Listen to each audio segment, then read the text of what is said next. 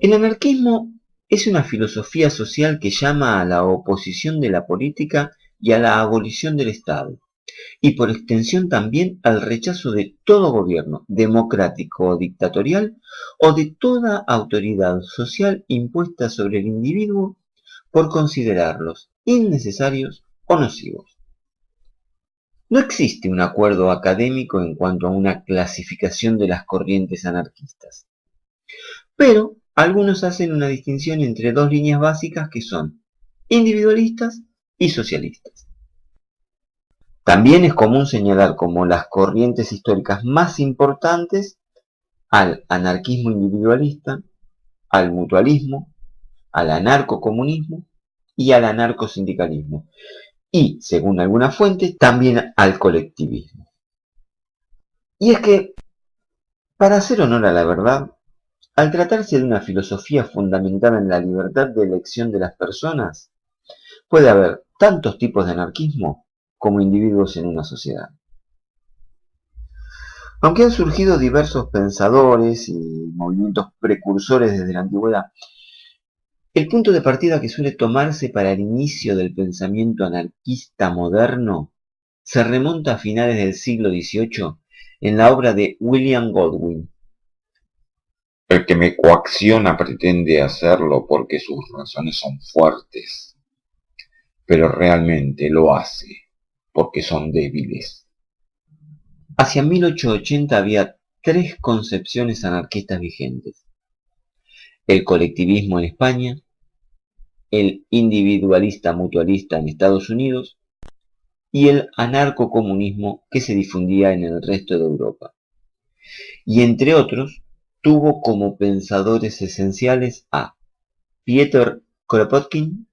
El origen del Estado y su razón de ser estriba en el hecho de que trabaja en favor de las minorías y en contra de las mayorías. Pierre-Joseph Proudhon: quien quiera que ponga su mano sobre mí para gobernarme es un usurpador y un tirano, y le declaro mi enemigo.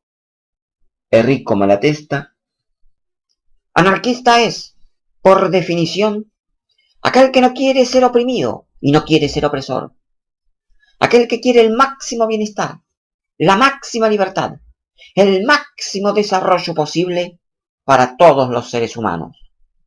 Y Mikhail Bakunin: Es proponiéndonos lo imposible como podremos lograr lo posible.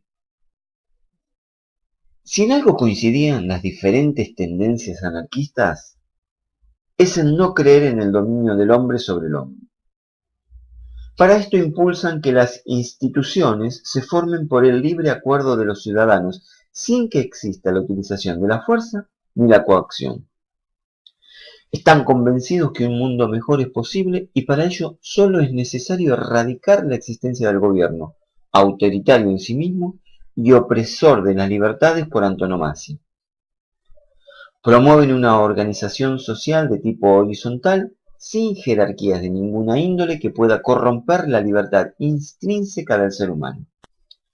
Para esto, su principal objetivo es suprimir la existencia de los estados nacionales y crear federaciones constituidas por libres asociaciones agrícolas e industriales.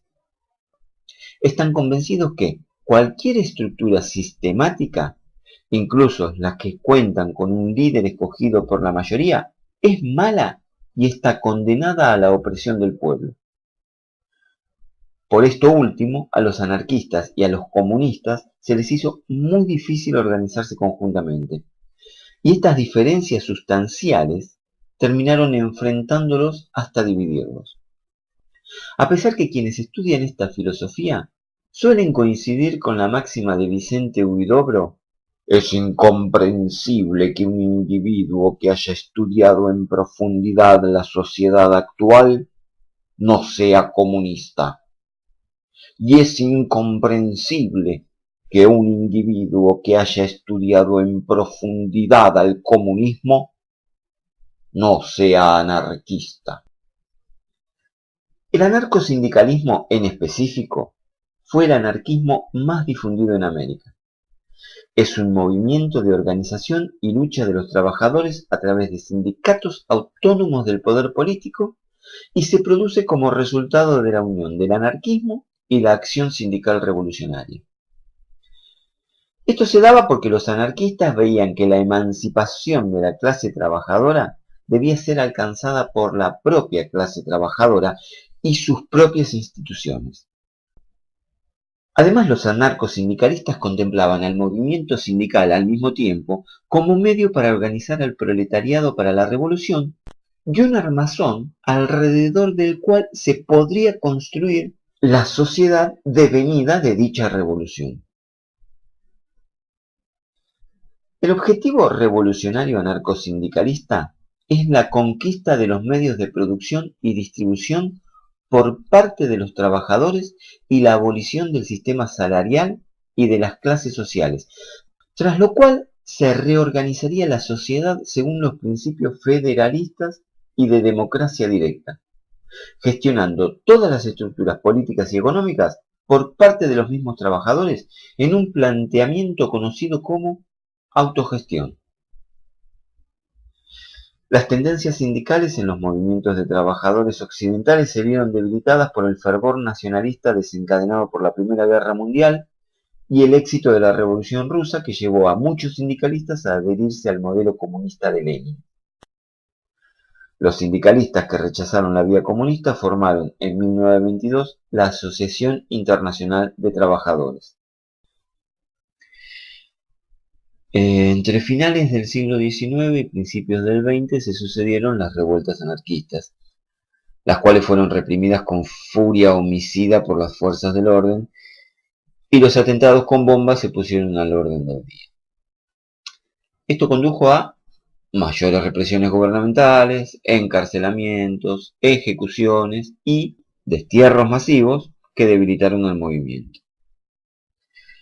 Según su pensamiento libertario, cualquier anarquista podía atacar al poder dominante representado en una persona o en una institución sin necesidad de consulta previa u organización que lo respaldara.